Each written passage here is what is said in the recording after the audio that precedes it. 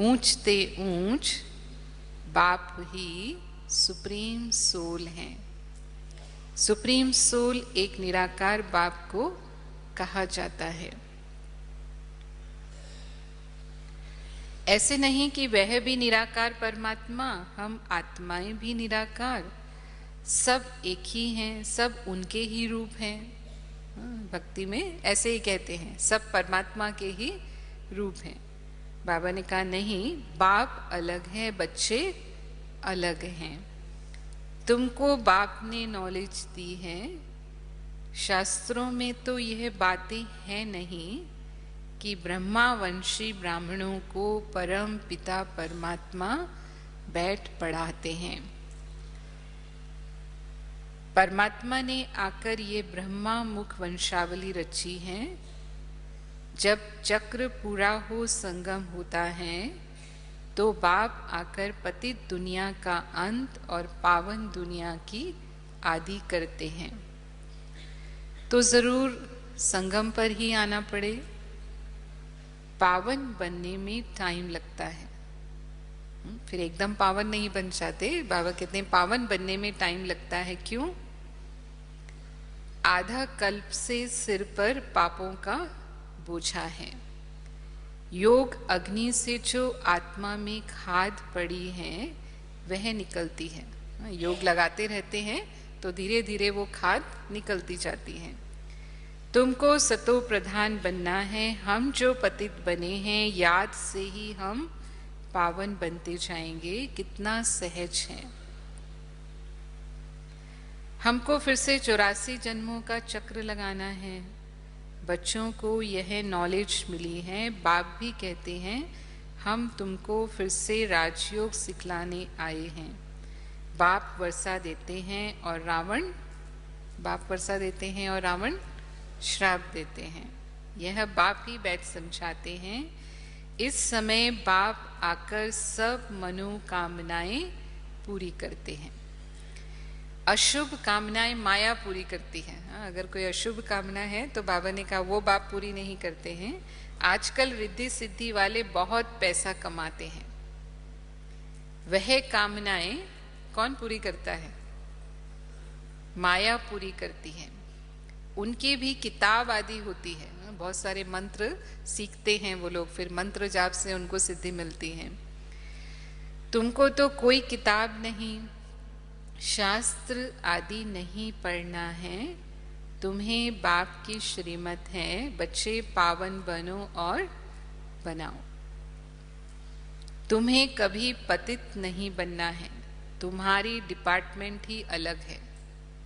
ब्राह्मणों की डिपार्टमेंट ही अलग है। कल्प पहले जो आकर ब्राह्मण बने होंगे वही पुरुषार्थ करेंगे।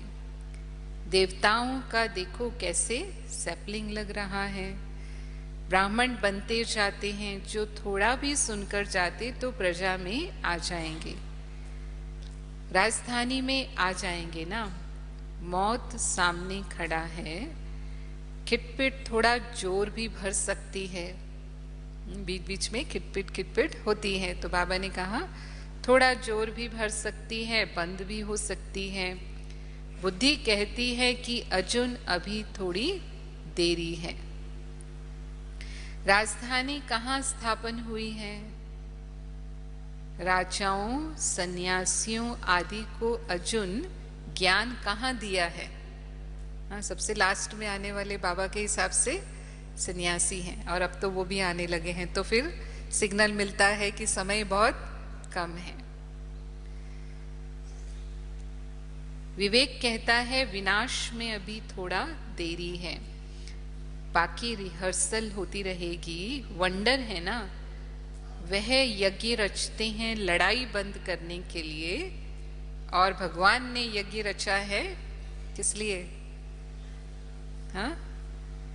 विनाश ज्वाला प्रज्वलित करने के लिए।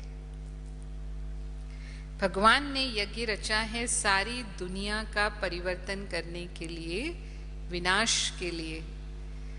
थोड़ा शांति होगी तो कहेंगे हमने यज्ञ रचा इसलिए शांति हो गई।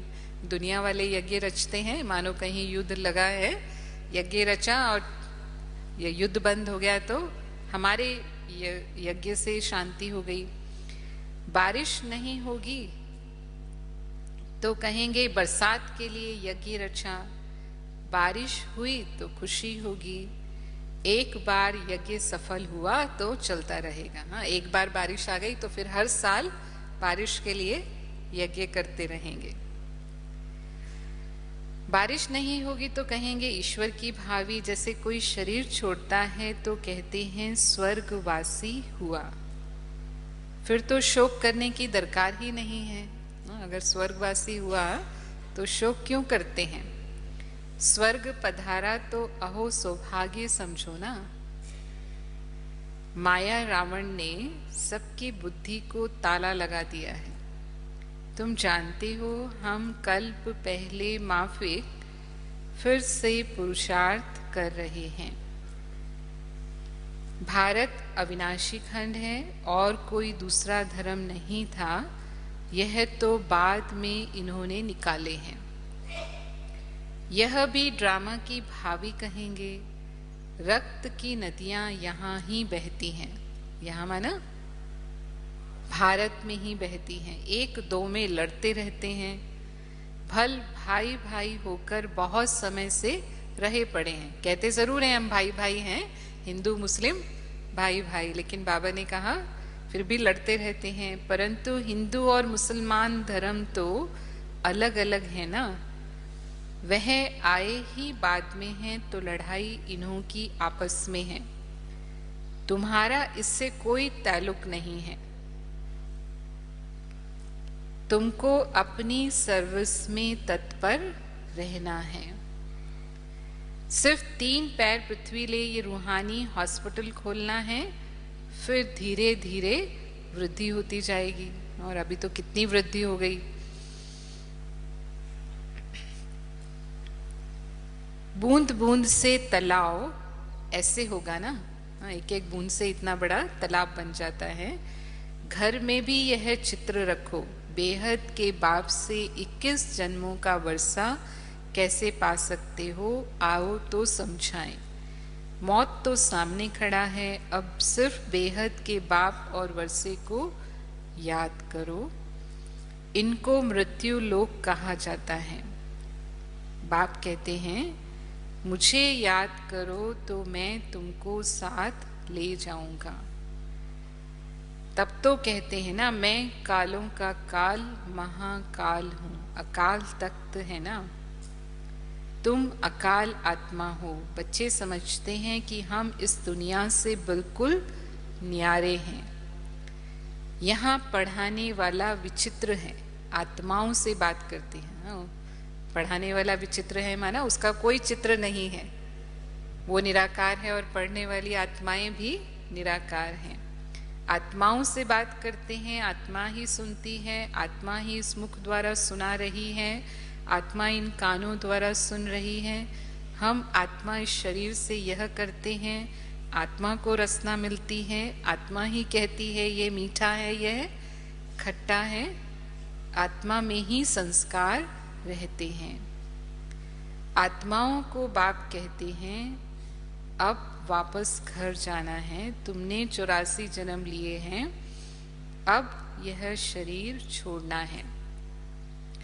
इनसे ममत्व निकालना है। सर्प भी ममत्व नहीं रखता है। पुरानी खल छोड़ नई ले लेते हैं। तुम्हारी भी यह पुरानी खल है, इसको ऐसे ही छोड़ देना है। भ्रमरी का भी मिसाल तुम्हारे से लगता है। भ्रमरी क्या करती है, कीड़ा उठा लाती है, फिर उसको भूं भूं करके अपने जैसा उड़ना सिखाती है। तो बाबा ने कहा तुमसे लगता है मिसाल। वास्तव में सन्यासी यह मिसाल दे नहीं सकते। इस पतित दुनिया में सब विकारी कीड़े हैं। तुम ब्राह्मणियां उन्हों को भूं भूं कर पतित से पावन बनाती हो। कहती हो शिव बाबा को याद करो, मनुष्य को देवता बनाने की जादूगरी है। बाबा में मनुष्य से देवता बनाने की जादूगरी है। जादूगर, सौदागर, रत्नागर यह सब उनके नाम हैं।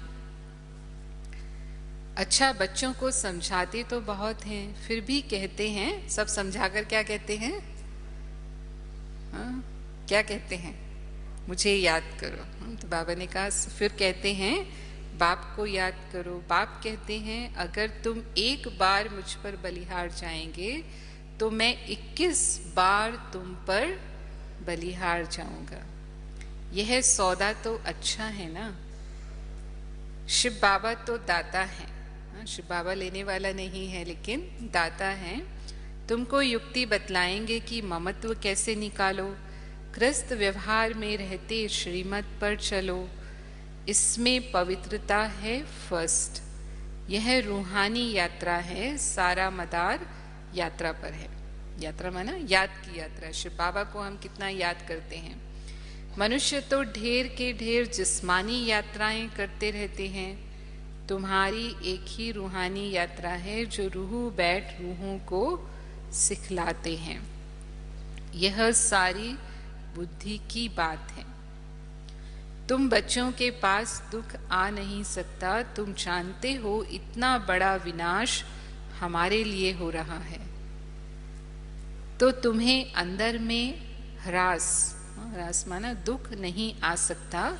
और अगर आता है तो बाबा ने क्या कहा?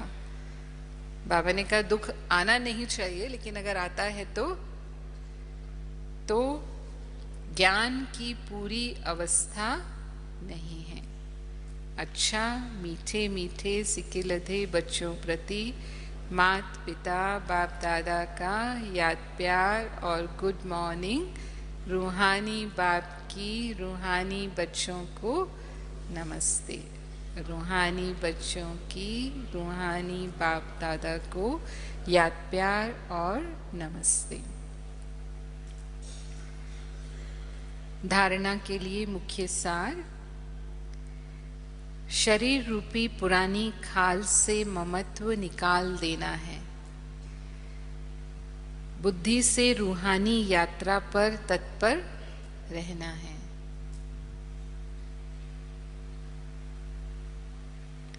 दूसरा, पुरानी दुनिया की किसी भी बात से ताल्लुक न रख। ज्ञान चिता पर बैठ पावन बन बाप से पूरा वर्षा लेना है।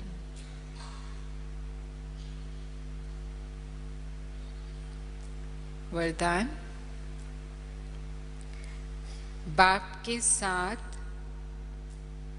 के साथ द्वारा असंभव को संभव में बदलने वाले सहज सफलता मूर्त भव। बाप के साथ द्वारा असंभव को संभव में बदलने वाले सहज सफलता मूर्त भव। बाप को साथ रखना अर्थात एक बल एक भरोसा रख हर कार्य करना। यही सहज विधि है सफलता मूर्त बनने की। इससे कितना भी मुश्किल कार्य हो, असंभव भी संभव दिखाई देता है। ब्राह्मण जीवन में कोई भी काम, चाहे वह स्थूल हो या आत्मिक पुरुषार्थ का हो, असंभव नहीं हो सकता। ब्राह्मण जीवन में कोई भी काम, चाहे वह स्थूल हो या आत्मिक पुरुषार्थ का हो, असंभव नहीं हो सकता। सर्वशक्तिवान बाप साथ है तो पहाड़ भी राई बन जाता है। संकल्प भी नहीं आता कि क्या होगा और कैसे होगा। निश्चय बुद्धि रुचयंती है, बाबा जो कहता है ऐसा बिल्कुल अनुभव होता है। स्लोगन। समय के महत्व को जान लो तो सर्व प्राप्तियों के खजाने से संपन्न बन जाएंगे। समय के महत्व को जान लो तो सर्व प्राप्तियों के खजाने से संपन्न बन जाएंगे। ओम शांति।